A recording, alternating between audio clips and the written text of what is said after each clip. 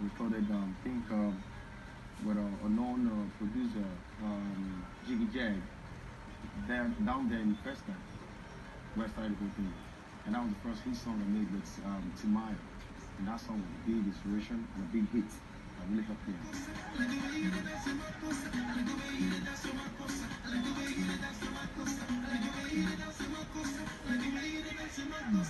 What inspired me more, I would say, fine. From the environment and from the way I feel too, it comes as an inspiration.